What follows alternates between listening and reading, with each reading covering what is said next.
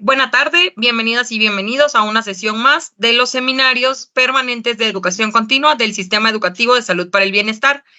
Estos seminarios contribuyen al desarrollo de competencias del personal de salud y favorecen la implementación del modelo de atención a la salud para el bienestar. El día de hoy corresponde al Seminario Permanente de Salud Mental. Este seminario se realiza en colaboración con la CONASAMA, el IMSS, el ISSSTE y el IMSS Bienestar. El día de hoy nos acompaña la doctora Josana Rodríguez Orozco. Ella es médica con especialidad en psiquiatría y subespecialidad en psiquiatría de enlace. También cuenta con un posgrado en neuropsiquiatría y diplomada en análisis existencial y logoterapia. Actualmente ella es coordinadora del Servicio de Psiquiatría del Instituto Nacional de Cancerología y el tema del que nos va a hablar hoy es salud mental de las personas que viven con cáncer. Les recordamos a los participantes que al finalizar la presentación pueden realizar preguntas o comentarios y también si podemos activar sus micrófonos y también vamos a estar leyendo los comentarios a través de la transmisión del perfil de Facebook. Doctora Josana, le cedo el micrófono y cuando usted quiera iniciamos. Gracias, buenas tardes. Bueno, vamos a comenzar. Entonces, revisando un poquito acerca de las generalidades del tema, lo primero que hay que señalar es que del 30 al 50% de los pacientes que tienen un padecimiento oncológico van a tener presencia de una enfermedad mental, de algún tipo de trastorno a lo largo del mismo. Lo triste es que menos del 10% de estos pacientes van a ser canalizados para su atención por salud mental. Las razones por las que un paciente oncológico puede desarrollar un problema de salud mental son múltiples y normalmente no es una sola razón, son causas multifactoriales. Dentro de los aspectos que se ha visto o que se han empezado a identificar es que a mayor edad va a disminuir el riesgo de presentar una enfermedad mental, excepto en un padecimiento que es el delirium, en el cual se va a presentar en mayores proporciones en personas de mayor edad. Los pacientes que tienen comorbilidad entre un padecimiento oncológico y una enfermedad mental van a tener mayor morbilidad, mayor mortalidad y los gastos propios y los gastos que generan a los sistemas de salud se van a incrementar. Además, es importante señalar que las demandas de atención para salud mental, específicamente para depresión y ansiedad, van a ser mayores en el paciente oncológico en relación al paciente o a las personas sin padecimientos oncológicos. Sí, un punto importante también a señalar es que una persona con enfermedad mental va a ser detectada en estadios mucho más avanzados de cáncer y los tratamientos o el acceso a los mismos va a estar limitado porque el mismo padecimiento mental va a interferir en que el paciente pueda recibir el tratamiento oportuno para su cáncer. Hasta el 41% de los pacientes pueden llegar a requerir atención de salud mental hasta un año después de haber iniciado el diagnóstico, a diferencia de lo que se piensa popularmente que el diagnóstico por sí mismo conlleva una situación depresiva, pues no es así necesariamente. Y bueno, en términos de prescripciones, una de las hipótesis por las cuales se considera que los pacientes no van a llegar a la consulta del psiquiatra es porque los oncólogos van a iniciar tratamientos no siempre asertivos, desafortunadamente, para el manejo de la enfermedad mental. Son los que más prescriben benzodiazepinas, hasta en un 90% de los casos, antidepresivos, arriba del 80% de los casos, y antipsicóticos y estabilizadores del ánimo también pueden llegar a ser prescritos por los médicos oncólogos. Hasta el 80% de los pacientes, incluso si no presentan un problema de salud mental, pueden llegar a beneficiarse de seguimiento psiquiátrico, de consejería, de acompañamiento, para sobrellevar la carga que representa el tener un padecimiento oncológico. Y bueno, las necesidades de salud, de atención en salud mental van a estar más incrementadas en poblaciones muy específicas. Por ejemplo, en pacientes en cuyo el cáncer se encuentra ya en un estadio avanzado, pacientes que tienen un pobre pronóstico. El pobre pronóstico puede ser detectado desde el momento mismo del diagnóstico, y pacientes que se encuentran en terapia intensiva, así como aquellos que se encuentran en una situación de discapacidad relacionada o no a cáncer. Y por otro lado, las personas que mayor sintomatología van a expresar, aunque no necesariamente los cuadros son más severos, van a ser personas que son jóvenes, mujeres en etapa reproductiva principalmente, aunque también es muy importante en hombres jóvenes, por ejemplo, en los pacientes con cáncer testicular y las mujeres en general, ¿sí? Dentro de los factores de riesgo que se han identificado para el desarrollo ya de una patología específica y bien estructurada de salud mental, son antecedentes de enfermedad mental, principalmente personas que tienen trastornos de personalidad, cuya caracterología va a interferir mucho en relación a la evolución, al apego a tratamiento y a la relación o a la dinámica de relación entre el paciente y el personal que atiende al paciente. Personas que tienen recursos externos deficientes, es decir, problemas independientes de carácter psicosocial o de otro tipo asociados al padecimiento oncológico, como son personas que tienen disfunción de pareja y aquellos que tienen personas a su cargo. Las personas que tienen una comunicación inadecuada del diagnóstico y del pronóstico, es decir, este acercamiento que hace el oncólogo al paciente y la forma en la que se le plantean las cosas puede determinar el cómo el paciente va a evolucionar en términos de salud mental. Ya lo habíamos señalado, pacientes que tienen un mal pronóstico oncológico y en cuanto a recursos personales, aquellas personas que tienen un afrontamiento dirigido a la emoción. ¿Esto qué quiere decir? Personas que se dejan llevar más por lo que están sintiendo que por buscar una forma de resolver las situaciones. Personas que tienen discapacidad física o mental y personas que tienen comorbilidades asociadas y que tienen situaciones agregadas que pueden incrementar el riesgo de mortalidad. Si nosotros pudiéramos hablar de cómo se va a ir comportando clínicamente o qué tendríamos que rastrear en términos de salud mental en un paciente oncológico a lo largo de la evolución de su trastorno, sin que esto sea una regla, podríamos encontrar más o menos este escenario.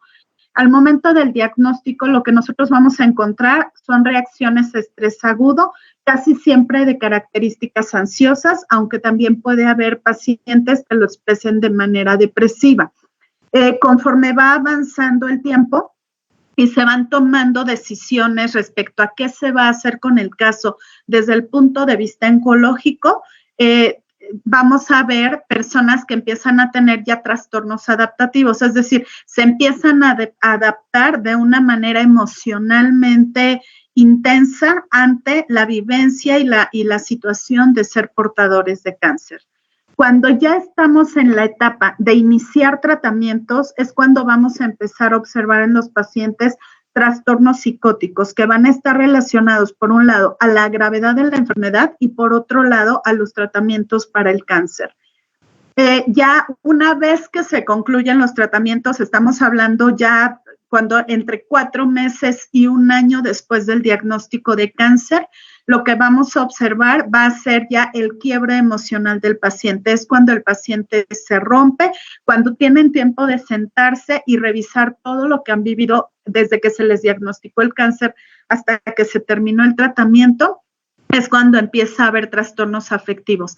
Hay un periodo de tiempo que transcurre entre que se termina el tratamiento, se toman laboratorios y se ve el impacto del tratamiento y es cuando los cuadros de ansiedad se vuelven más intensos. Y por último, muchas de las secuelas que van a quedar de los tratamientos van a ser a nivel cognitivo. Entonces, en esta última etapa es cuando nosotros vamos a ver este tipo de padecimientos. Esta plática lo que pretende es dar un escenario general de lo que podemos observar en salud mental en el paciente oncológico. Por lo tanto, no voy a profundizar tanto en cada uno de los padecimientos y lo voy a manejar dentro de este modelo espectral, ya que no vamos a puntualizar, ¿sí? Dentro del espectro ansioso, bueno, tenemos que hasta el 60% de los pacientes pueden llegar a tener un trastorno de tipo ansioso. Sí, hasta el 41% de estos casos puede estar relacionada a los tratamientos que el paciente está recibiendo, principalmente esteroides, medicamentos para el dolor de tipo opioides, por ejemplo, y algunos tratamientos de tipo quimioterapia. Sí, la expresión ansiosa va a ser mucho más intensa durante el primer mes posterior al diagnóstico de cáncer. Dentro de los factores de riesgo que se han observado, pues son algunos que ya hemos señalado y que se comparten con el espectro global de las enfermedades mentales: la comunicación del diagnóstico oncológico, el tener que tomar decisiones respecto a cómo se va a abordar el padecimiento oncológico, la respuesta a tratamiento, que este periodo de incertidumbre de saber si me funcionó o no me funcionó el tratamiento que recibí. Cada que el paciente tiene revisiones con su oncólogo, entra en ansiedad. Pacientes que son detectados con cáncer avanzado, aquellos pacientes que ya tuvieron una curación del cáncer y que de pronto hay una progresión de la enfermedad o hay una recidiva de la enfermedad, y algo que genera mucha ansiedad es los cambios de médicos. Sabemos que nuestros sistemas de salud operan principalmente con residentes, entonces esta situación de que cada que llego a la consulta me recibe un médico distinto, genera al paciente una sensación de no tener con quién vincularse y de que los médicos no conocen bien su caso y por lo tanto pueden perderse y pueden dar una atención inadecuada. El ser mujer, la falta de apoyo social, las personas que sufren de desempleo y personas con bajo nivel educativo que no tienen la capacidad o los elementos cognitivos que les permitan entender de una manera clara frente a qué están y cómo abordar esto frente a lo que se encuentran. Y la presencia de una enfermedad mental preexistente son algunos de los factores de riesgo. Vamos a hablar datos generales de cómo nosotros podríamos sospechar de un trastorno de ansiedad. Son datos difusos que no nos hacen un diagnóstico específico, pero que nos podrían ayudar a sospechar que estamos frente a un trastorno de ansiedad. Entonces, bueno, sería miedo o preocupación excesivos que pueden estar asociados o no a una situación específica. Es decir, no siempre yo voy a saber por qué estoy ansioso, ¿sí? Simplemente estoy ansioso. Puede haber angustia, puede haber inquietud, una gran necesidad de moverse, estar tronándose los dedos, jugando con el cabello, arrancándoselo, ruido mental, es decir, esta sensación de que mi cerebro no para, de que todo el tiempo está pensando, ideas perseverantes. Cuando entra una idea, entra de la nada, entra sin ser llamada y me está ahí dando vueltas y vueltas y vueltas. Dificultad para concentrarse, para tomar decisiones, dudas respecto a qué es lo correcto, irritabilidad, tensión, náuseas o malestar abdominal, palpitaciones, sudoración, esta sensación como de tics, de titirones, temblores, puede haber alteraciones del sueño, sensación de peligro inminente, de morir o de enloquecer. La forma en la que se agrupan estos síntomas y algunos otros que se pueden agregar, pues es lo que nos va a dar el cuadro clínico. Dentro de los principales diagnósticos que vamos a poder encontrar en el paciente oncológico, el primero es el trastorno de ansiedad generalizada, posteriormente el trastorno de pánico, el trastorno de estrés postraumático. Son los más frecuentes que vamos a encontrar en este tipo de pacientes. El trastorno de estrés postraumático suele expresarse mucho cuando el paciente tiene una recurrencia de la enfermedad y de pronto se ven en este volver a empezar un tratamiento oncológico. Y bueno, respecto al tratamiento, lo podemos dividir en tratamiento agudo, subagudo o crónico. El tratamiento agudo lo vamos a manejar a base de ansiolíticos. Aquí hay que tomar en cuenta que para nosotros prescribir un ansiolítico de tipo benzodiazepínico, tenemos que considerar que el tratamiento va a ser utilizado por un tiempo limitado, que no va a ser un tratamiento a largo plazo. Entonces se utiliza para etapas agudas. Lo recomendable es no mantener este tipo de medicamentos por más de 2 meses. Dentro de los que más utilizamos están clonazepam y alprazolam por el tiempo de vida media que tienen, que nos permite cubrir síntomas por un periodo de tiempo suficiente y disminuye el riesgo de que se pueda desarrollar una adicción. Sí, el uso de antipsicóticos para aquellas ansiedades muy desorganizadas. Dentro de estos podemos tener más frecuentemente quetiapina y olanzapina. Cuando son pacientes añosos optamos por clonazepam a dosis bajas en gotas. El uso de anticomiciales como la pregabalina. Siempre va a ser nuestra primera línea de tratamiento, 1, por su bajo perfil de interacciones y 2, porque es un medicamento que se puede utilizar para la neuropatía y que de hecho se utiliza mucho como primera línea de tratamiento para el manejo de la neuropatía y entonces hay que optimizar tratamientos, ¿sí? Menos es más. Entonces, si podemos utilizar un fármaco que nos cubra varios síntomas, pues esa sería la línea de acción que debemos de tomar. Para pacientes en terapia intensiva, se puede utilizar dexmedetomidina de 0.1 a 0.3 microgramos por kilo por hora para 24 horas, hasta 5 microgramos. El uso de antihipertensivos como los beta bloqueadores, principalmente propranolol, algunas opciones como buspirona, algunos antihistamínicos como la hidroxicina y para el manejo subagudo o crónico ya vamos a optar por antidepresivos que son los que nos van a dar un impacto curativo de este tipo de padecimientos. Otro grupo de padecimientos va a ser los padecimientos del espectro depresivo. Estos se van a presentar entre el 10 a 25% de los pacientes. Perdón, ahí me faltaron unos porcentajes. El 73% de los pacientes no va a recibir tratamiento. El 5% sí van a recibir apoyo por salud mental. De este 25% de pacientes, va a ser más frecuente en una proporción 2:1 en mujeres. El 38% se va a incrementar después de la enfermedad física.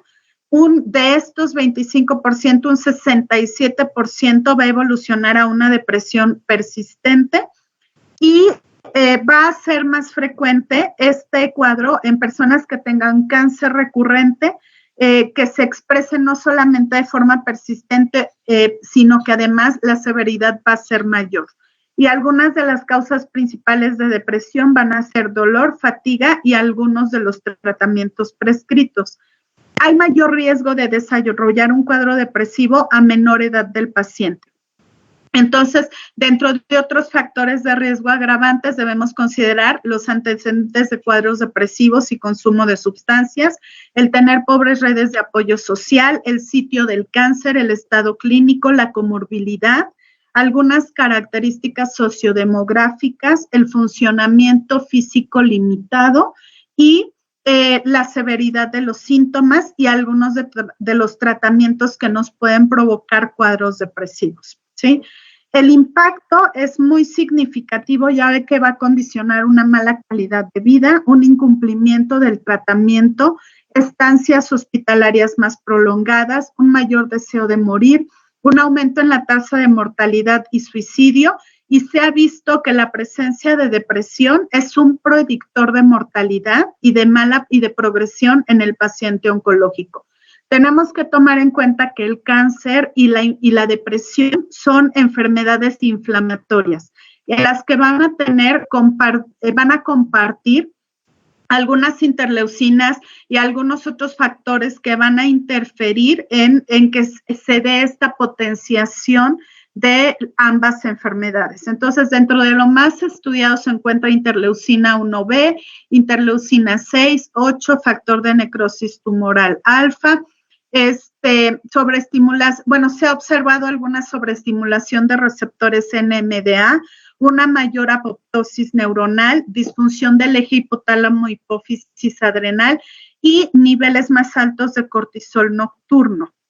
El cuadro clínico que nosotros vamos a encontrar o que nos debe llevar a sospechar una depresión, pues es un estado de ánimo triste la mayor parte del tiempo, la disminución de interés, la anedonia, que es la incapacidad de sentir placer, un aumento o pérdida significativa de peso que va acompañado de un aumento o disminución del apetito, insomnio, que es más frecuente de mantenimiento, o bien hipersomnia, agitación o retardo psicomotor, fatiga, o pérdida de energía, sentimientos de inutilidad o de culpa excesiva, capacidad disminuida para pensar, para concentrarse, indecisión y pensamientos recurrentes de muerte e incluso suicidas. ¿Sí? Entonces, estos cuadros clínicos, la depresión es muy difícil a veces diferenciarla de lo que serían los efectos colaterales, sobre todo de la quimioterapia. Por eso es importante, ante la sospecha, canalizar a una evaluación por salud mental. Lo más frecuente que vamos a encontrar en el paciente oncológico van a ser trastornos adaptativos de tipo depresivo, depresión mayor y trastorno recurrente de tipo depresivo. El tratamiento para los síntomas agudos es con antipsicóticos, principalmente quetiapina y aripiprazol, con ansiolíticos de vida media intermedia y cuando va acompañado de ansiedad. Para las etapas subagudas y crónicas utilizamos antidepresivos, ansiolíticos o incluso antipsicóticos dependiendo de cómo se estén comportando los síntomas. Vamos a tener tratamientos de primera línea, segunda línea y tercera línea en función de dos cosas. Una, la interacción farmacológica que tienen, sobre todo con los tratamientos quimioterapéuticos, que nos limitan mucho para las prescripciones, lo que hace que no tengamos muchas alternativas, primera, segunda o tercera línea para el manejo. De estos medicamentos, faltó el nombre completo de sertralina, con el que hay que tener mucho cuidado es con bupropión, sobre todo en pacientes oncológicos que se encuentran con metástasis cerebrales y que tienen potencial convulsivo, ya que el bupropión disminuye el umbral convulsivo. De ahí hay que tomar las diferentes alternativas que podemos encontrar. Un punto importante a identificar es el riesgo suicida. Este se va a presentar hasta en el 85% de los pacientes oncológicos. Se ha reportado hasta un 28.5 por cada 100,000 habitantes de suicidio consumado entre pacientes oncológicos, lo cual es muy elevado porque la tasa es del 4 por cada 100,000 habitantes para la población general. Estamos hablando de 5 veces más alto. Y 80% van a tener síntomas depresivos. Algunos de los factores de riesgo van a ser mal pronóstico, recurrencia, periodos prolongados de enfermedad, transición clínica, es decir, cuando paso de un estadio a otro, la presencia de dolor y lesiones desfigurantes, el tener antecedente de depresión o depresión activa, antecedentes de suicidio en familiares y abuso de sustancias. Psicológicamente que haya desesperanza o que haya desmoralización. Dentro de los cánceres principales, el más relacionado a suicidio es el cáncer de cabeza y cuello, seguido de pulmón, testículos, vejiga y linfoma de Hodgkin. Y una pérdida de soporte vital, situaciones de vulnerabilidad social, ser hombre y tener pérdidas económicas y de estatus. Y dentro de los tratamientos, los pacientes que reciben triple tratamiento quirúrgico más radioterapia más quimioterapia, van a tener más riesgo que otros pacientes de suicidarse. Y la tríada más significativa de riesgo suicida es tener un cáncer de cabeza y cuello, tener la presencia de desesperanza y tener un dolor no controlado.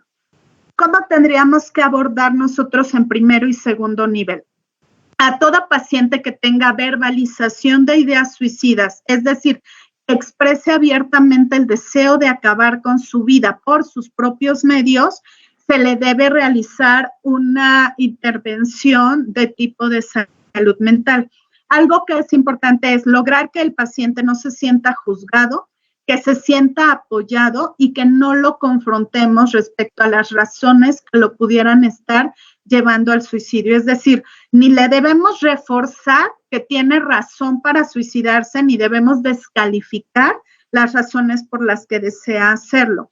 Se debe ir abordando el tema de manera gradual, preguntando primero aspectos que tienen que ver sobre el estado emocional, llevarlo a hacer una autovaloración respecto a qué lo está llevando a tomar estas decisiones, identificar si hay ideas activas de acabar con la vida y cómo están estructuradas estas ideas, si está considerando ya un método de cómo podría llegar a cometer el acto suicida y si tiene una meta suicida, es decir, si ya está considerando una fecha o un momento específico en el que él va a cometer el acto suicida.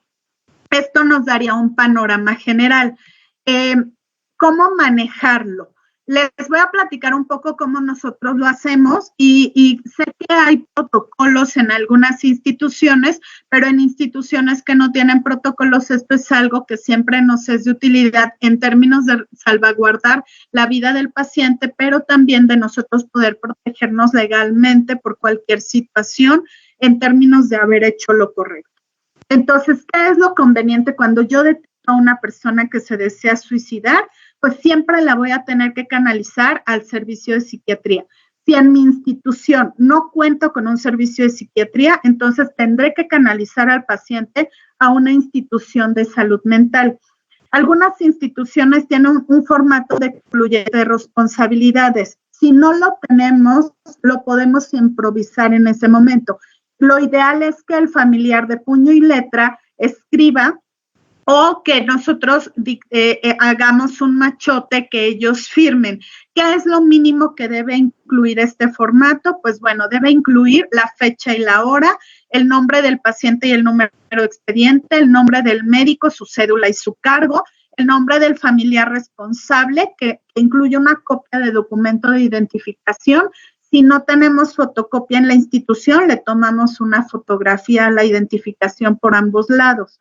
Cuando el paciente acude solo a la consulta y nos verbaliza ideas suicidas, el paciente debe ser retenido hasta que Trabajo Social localice a un familiar que acuda a la institución y que se haga responsable del seguimiento del paciente en el lugar a donde nosotros lo vamos a canalizar. Y finalmente, elegir una institución a la cual nosotros vamos a canalizar y definir quiénes somos como institución, quiénes estamos canalizando, o en caso del médico privado, yo como médico particular que estoy haciendo esta intervención, ¿sí? Entonces, bueno, esas serían como las medidas generales para abordar a un paciente suicida. ¿Por qué no les doy más datos? Porque tiene que ser manejado por un profesional de la salud mental, ¿sí? Trastornos del sueño. Es uno de los padecimientos que también vamos a encontrar con mucha frecuencia en el paciente oncológico. Solamente recordar que los trastornos del sueño se van a dividir en trastornos del sueño inicial, o sea, problemas para conciliar el sueño, intermitente, que es problemas para mantener el sueño, y terminal, que es el despertarme muy temprano y no lograr seguir durmiendo. Puede haber también hipersomnias, que es quedarme dormido o sentir mucho sueño durante el día, problemas de calidad del sueño, que es decir, yo duermo toda la noche, pero sí despierto como si no hubiera dormido. Y una comorbilidad muy frecuente entre padecimientos oncológicos y trastornos del sueño es la presencia de síndrome de apnea obstructiva del sueño. El más frecuente va a ser el insomnio. Para el manejo del insomnio, lo primero que tenemos que utilizar son medidas de higiene del sueño, ¿sí? Hay dos tipos de insomnio, primario y secundario. Para el insomnio secundario, es decir, aquel que yo sé, no sé, por ejemplo, tengo la cita con el oncólogo y yo ya sé que cuando tengo cita con el oncólogo, como estoy muy angustiado, no voy a dormir. Entonces, en ese caso, sí puedo dar una benzodiazepina porque solamente estoy dando algo que voy a utilizar esa noche o esas noches, pero que no voy a utilizar de manera crónica. Cuando se trata de un insomnio primario, el tratamiento de primera línea van a ser antidepresivos. De estos, el que más comúnmente utilizamos en el paciente oncológico por perfil de interacciones es mirtazapina. En una segunda línea serían antipsicóticos, olanzapina y quetiapina. Antihistamínicos como la hidroxicina. Podemos utilizar benzodiazepinas, podemos utilizar del grupo Z como Zolpidem y podemos utilizar, que no lo anoté aquí en la diapositiva, pero lo usamos muy frecuentemente, ya lo había mencionado por su utilidad en neuropatía, la pregabalina. Una de las causas de insomnio secundario en el paciente oncológico es el síndrome de piernas inquietas secundario a neuropatía. Algo muy importante a señalar es el uso de melatonina. Se ha demostrado ya que la melatonina tiene propiedades oncostáticas, es decir, que inhibe o limita la progresión del cáncer, ¿sí? Entonces, cuando se va a utilizar melatonina para estos padecimientos que tienen fragmentación o ruptura de ciclo circadiano, lo que se sugiere es llevarla a 18 miligramos, que es la dosis que ha demostrado propiedades oncostáticas. Un padecimiento importante es el delirium, que puede tener un inicio agudo o subagudo, que, bueno, las características clínicas que nos van a hacer sospechar de un delirium es que va a tener un inicio agudo o subagudo, que va a fluctuar a lo largo del día, y estas fluctuaciones se van a expresar a través de la conducta, a través de la cognición, principalmente alteraciones de la atención, con alteraciones del ciclo circadiano, a través de alteraciones en la capacidad de regulación emocional. Puede haber también alteración o disregulación psicomotora y alteraciones sensoriales.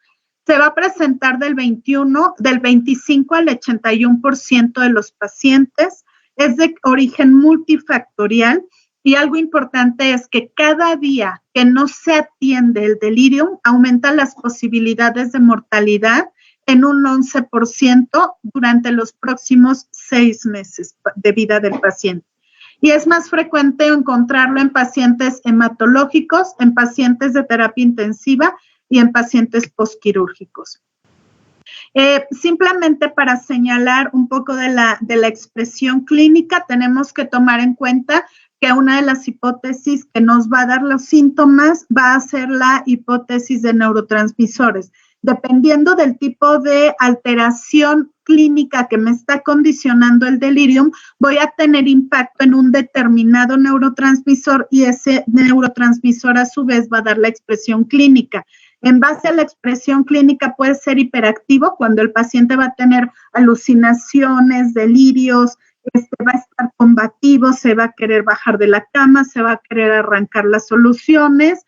El hipoactivo, cuando el paciente prácticamente se encuentra estuporoso, y el más frecuente, que es el mixto, que es una combinación de ambos. Y el tratamiento farmacológico de primera línea va a ser el haloperidol, que puede ser administrado en dosis de 5, 10 miligramos o en dosis de 5 miligramos en infusión continua, por ejemplo, para pacientes con expresión clínica a lo largo del día. Esto aforado en solución fisiológica o en solución glucosada, dependiendo de las condiciones clínicas del paciente. La dexmedetomidina también se afora de la misma manera. Y bueno, las dosis las podemos administrar cada 8 horas, cada 12 horas, cada 24 horas, en infusión continua, dependiendo de la expresión clínica del paciente. Y estos son algunos de los medicamentos que más utilizamos. En delirium hipoactivo hay mucha controversia respecto a si se debe o no se debe manejar. Nosotros en el instituto optamos por la opción de manejarlo y podemos utilizar estimulantes como metilfenidato y modafinilo. Los trastornos psicóticos se van a encontrar principalmente relacionados al uso de algunos fármacos, alteraciones del sistema nervioso central, principalmente carcinomatosis meningea o algunos tumores de predominio frontal por problemas infecciosos, vasculares, y el manejo principalmente es con antipsicóticos, anticomiciales. Podemos llegar a utilizar benzodiazepinas en pacientes agitados, dexmedetomidina en pacientes en terapia intensiva, y se sugiere para el manejo crónico de psicosis crónicas el uso de antipsicóticos vía oral. La función sexual y la intimidad también se van a ver muy afectadas en estos pacientes.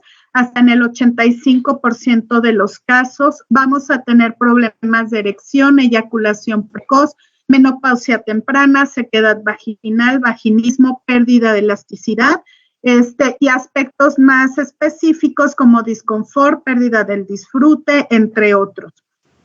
Influyen mucho los cambios físicos y los cambios en el nivel energético de los pacientes, y en más del 70% de los pacientes se ve mejoría simplemente cuando se les muestra disposición para hablar del tema. Y hasta el 90% pueden mejorar, ya ni siquiera con psicoterapia, incluso con solo consejería sexual. No existe tratamiento farmacológico que haya demostrado un verdadero impacto en la mejoría del funcionamiento sexual, excepto los que ya conocemos para disfunción eréctil, ¿sí? Todo lo demás, lo que se ha visto que mejor funciona es el tratamiento de rehabilitación de la sexualidad. Y bueno, es importante tocar este tema y abordarlo. Por último, hablaremos del espectro cognitivo. El espectro cognitivo va a ser un 3.7% más frecuente en la población oncológica con relación a la población general.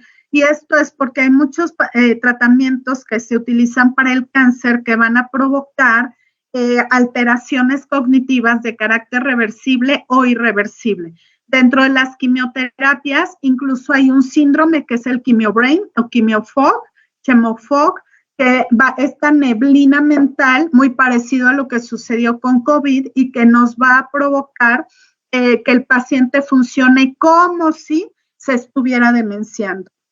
La radioterapia, cuando es arriba de 30 grays sin protección hipocampal a nivel cerebral, ha demostrado que provoca deterioro cognitivo irreversible porque provoca una leucoencefalopatía post-radioterapia, que puede desencadenar en dos escenarios, una hipersomnia maligna o un deterioro cognitivo que puede evolucionar a un síndrome demencial.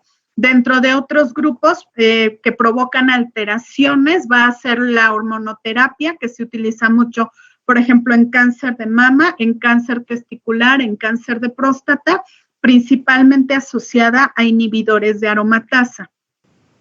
Dentro de los factores biológicos que condicionan este daño de tipo demencial, vamos a encontrar procesos inflamatorios, cambios hormonales, daño directo al DNA, estrés oxidativo, reducción de la plasticidad cerebral, niveles bajos de factor de crecimiento neuronal y daño en la neurogénesis hipocampal.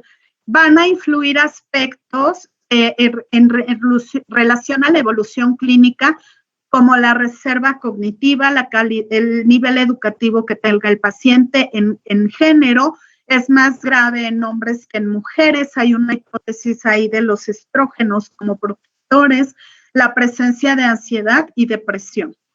Específicamente hablando de quimiobrain o quimiobrain, quimofog es un síndrome de deterioro cognitivo que va a estar asociado a quimioterapia. Se puede presentar semanas posteriores a la aplicación y va a ser de peor pronóstico en pacientes que además tengan psicosis, que tengan más de 3 dominios cognitivos afectados, que tengan metástasis o actividad en sistema nervioso central y que estén recibiendo polifarmacia que condiciona deterioro cognitivo. Los dominios cognitivos más afectados son memoria, función motora, atención, procesamiento del lenguaje, concentración y funciones ejecutivas.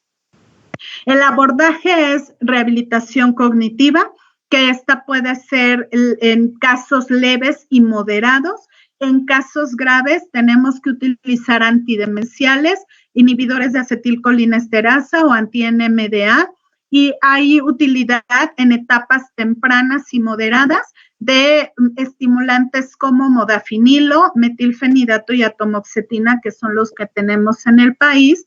Y en casos que estén acompañados de otros síntomas, por ejemplo, psicóticos, conductuales, problemas para el manejo de la ira, pues podemos recurrir a otros grupos de medicamentos.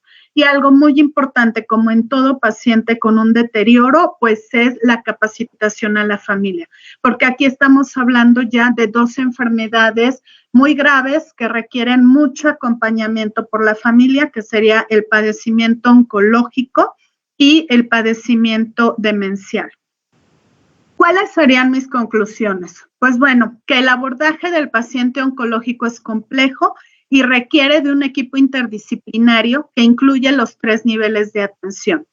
Que los factores de riesgo para el desarrollo de problemas de salud mental son intrínsecos, tienen que ver con el paciente y sus aspectos biológicos, psicológicos, y también son extrínsecos que tienen que ver con la enfermedad, el medio ambiente en el que se desarrollan.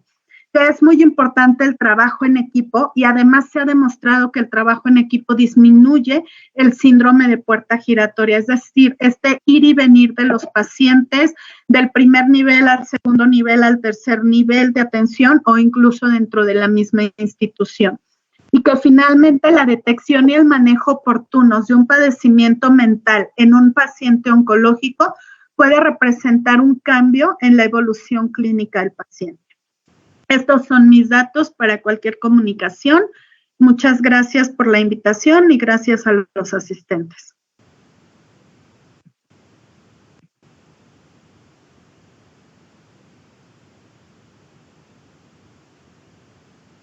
Muchas gracias, doctora Josana. Le recordamos a las personas que están conectadas que nos pueden hacer preguntas, pueden levantar sus manos y nosotros activamos sus micrófonos. Y que también les vamos a estar leyendo a través del chat de Facebook y en el chat de aquí de Teams. Entonces, para iniciar con las preguntas, ya tenemos también felicitaciones. Nos están diciendo gracias, excelente ponencia. Estoy entrando a las redes sociales.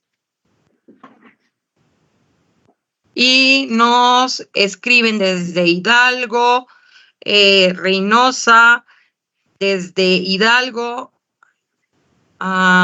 Tenemos comentarios, nos dice Consuelo Hernández. Buena tarde, es muy importante hablar de la salud mental, tanto como hablamos de la salud física.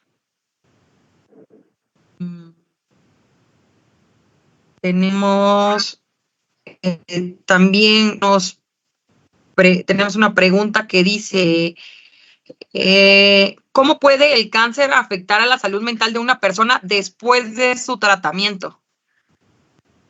Ya que la persona está en recuperación, doctora.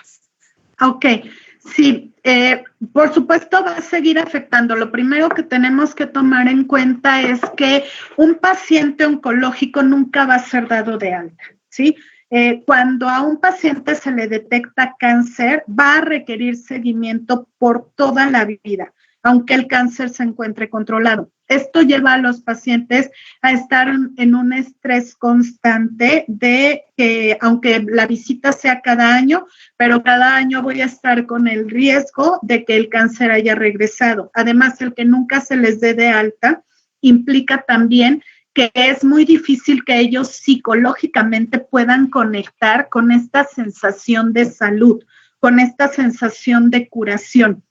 Algo que siempre he comentado cuando me invitan a dar una plática es que cuando yo llegué aquí a cancerología, yo venía muy preparada para todo lo que tiene que ver con tanatología y acompañamiento a lo largo de la muerte y todos estos procesos.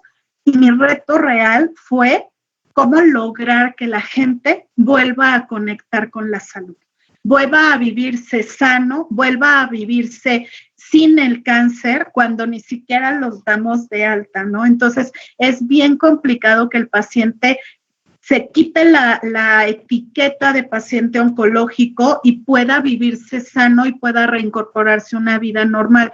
Entonces, ¿cómo podemos detectar? Bueno, yo les mostré algunos datos muy generales de los síntomas más frecuentes que podemos encontrar, pero creo que cuando alguien está sufriendo, cuando alguien está ansioso, cuando alguien no puede dormir, cuando alguien no puede conectar con la vida, cuando alguien no puede disfrutar, no puede conectar con la felicidad, son algunos indicadores muy generales que nos hablan de que algo está sucediendo emocionalmente y que hay que buscar ayuda. Algo también importante a señalar es que a veces el paciente no se da cuenta. Entonces, cuando nosotros empezamos a ver que esa persona, que ese ser que amamos, que nuestro paciente, nuestro familiar está teniendo, o nuestro paciente, cuando somos médicos, que de pronto mi paciente no es el mismo que era antes, sí tendríamos que cuestionarnos qué está sucediendo respecto a salud mental, que está condicionando que se aleje de sí mismo.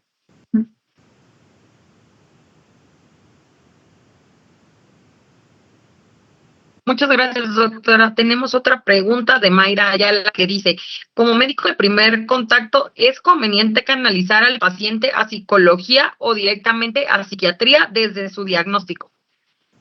Depende mucho de los síntomas, pero normalmente los psicólogos, incluso aunque no sean psicólogos clínicos, suelen ser un muy buen filtro para detectar cuáles son los pacientes que sí pudieran requerir una atención psiquiátrica.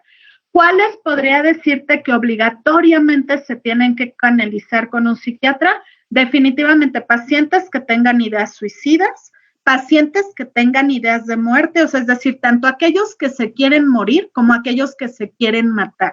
Personas que están agresivas, personas que están psicóticas, que oyen cosas, que ven cosas, personas que no tienen capacidad para autorregularse, personas que, por ejemplo, por su estado emocional ya están teniendo dificultades para mantener un estilo de vida normal, es decir, que a lo mejor ya no están comiendo, que se están aislando, que no están durmiendo, que dejaron de ir a trabajar, esos tendrían que ir en línea directa al psiquiatra.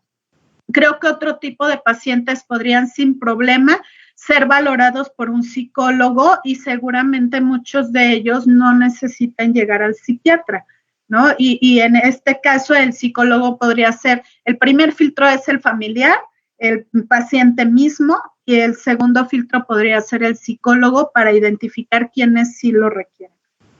Ahora, si los mandan directo al psiquiatra, pues tampoco hay problema.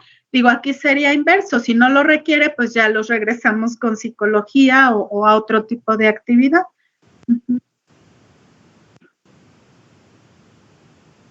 Gracias, doctora. También nos preguntan, ¿cómo podemos apoyar a los cuidadores y al mismo tiempo a la persona que vive con cáncer para cuidar la salud mental de ambos?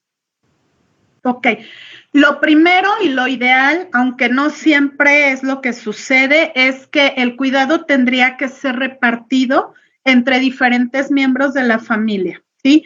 O los cuidadores tendrían que tener, cuando son pagados, digamos, contratados, tendrían que tener periodos de relevo para que no haya un desgaste muy intenso.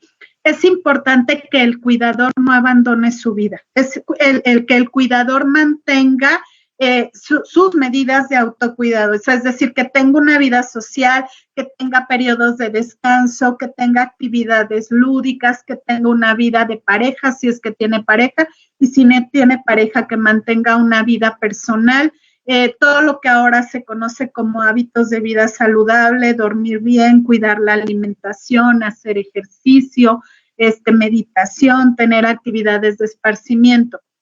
Entonces, de entrada es eso. Cuando yo tengo todas estas medidas de autocuidado, es menos probable que me desgaste o que colapse. La otra es identificar oportunamente que nosotros podamos darles datos generales acerca de desgaste y colapso del cuidador para que no lleguen a ese punto, ¿no? ¿Qué serían algunos de los indicadores? Pues lo mismo que señalamos para los pacientes, que empiezo a cambiar, que ya no disfruto, que estoy irritable, que estoy ansioso, que ya no duermo, que estoy triste, pues pueden ser indicadores de que algo está sucediendo y que tengo que empezar a atenderme. Y es muy importante el acompañamiento psicoterapéutico, que puede ser dado por un psiquiatra, por un psicólogo que tenga formación como psicoterapeuta y que pueda acompañar al cuidador en este proceso de ir viendo cómo su familiar se va agotando, cómo el paciente se va desgastando, cómo se va aproximando a la muerte y cómo a pesar de todos los cuidados que yo puedo tener como cuidador, veo cómo se empieza a ir, literalmente cómo se me empieza a ir el familiar. Entonces, este acompañamiento, este poder desahogar todos esos sentimientos, la ambivalencia que a veces se genera de una parte de mí quiere que te mueras, sobre todo en pacientes terminales, pero una parte de mí quiere que vivas, es muy fuerte para manejar y es importante que puedan tener este acompañamiento psicológico, psiquiátrico, pero bueno, psicoterapéutico en general.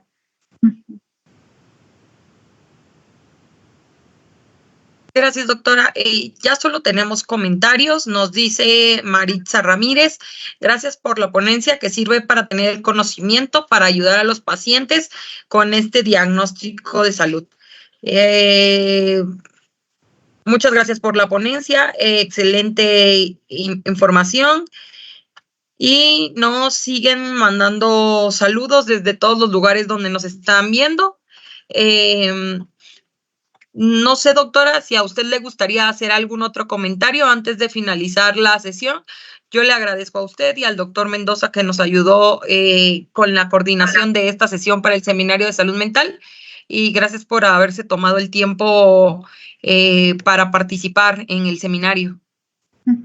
Bueno, yo únicamente darles las gracias a todos por su participación y tomar en cuenta que en la lucha por la salud no hay un esfuerzo que sea menor. Entonces, la participación de enfermería, que son nuestros ojos en los hospitales, de psicología, que al menos a los psiquiatras nos aligeran muchísimo el trabajo, y de todos los médicos de primero y segundo contacto que cuando hacen detecciones oportunas realmente le cambian el pronóstico al paciente, ¿no? Entonces creo que es importante no perder el foco de que no hay un rol menor en esta lucha, que la participación de todos es bien importante y que si cada uno de nosotros asume de una manera digna, amorosa, profesional la parte que nos toca, pues la historia de cada uno de los pacientes va a ser completamente distinta. Sí, entonces, pues sería únicamente eso, agradecer y reconocer el trabajo de todos y pues no olvidar que somos un equipo. Muchas gracias, doctora. A las personas que están conectadas y me están preguntando por el tema del registro, ahorita les explico proyectándoles la plataforma. Doctora Josana, gracias por haber estado en la sesión del día de hoy. Ojalá pueda volver a participar con nosotros. Y ahora les comparto pantalla para mostrarles la plataforma y que vean dónde van a poder consultar todas las sesiones que tenemos disponibles del Seminario de Salud Mental. Bueno, gracias. Entonces, hasta luego. Nos vemos, doctora. Muchas gracias.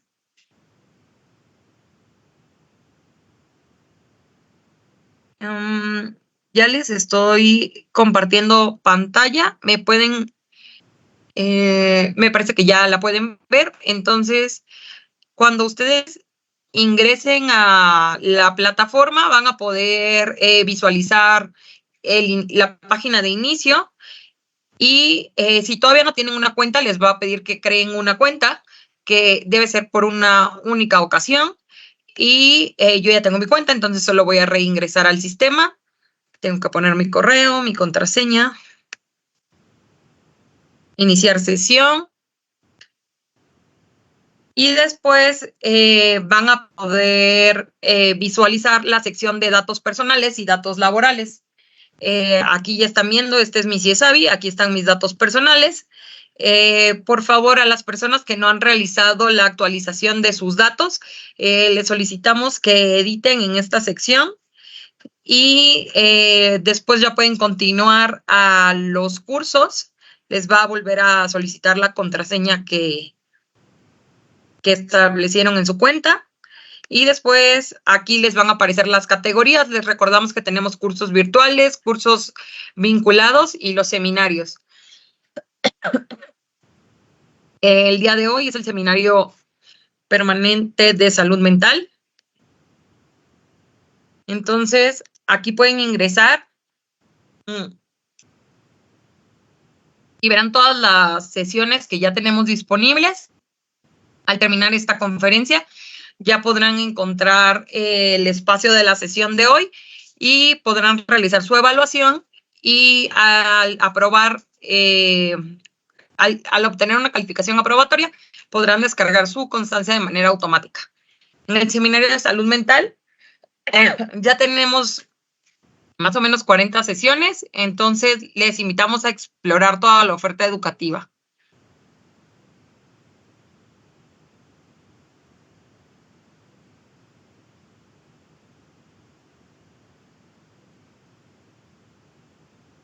Entonces, esa es la plataforma. Les invitamos a seguir nuestras redes sociales, es el Sistema Educativo de Salud para el Bienestar, y ahí pueden estar pendientes de todos los seminarios y de todos los lanzamientos de los cursos virtuales que se realizan de manera sectorial. Les invitamos a estar pendientes de la siguiente sesión de este seminario, que será el cuarto jueves de este mes. Muchas gracias a las personas que se conectaron y eso sería todo por la sesión de hoy. Hasta luego. Que tengan buena tarde.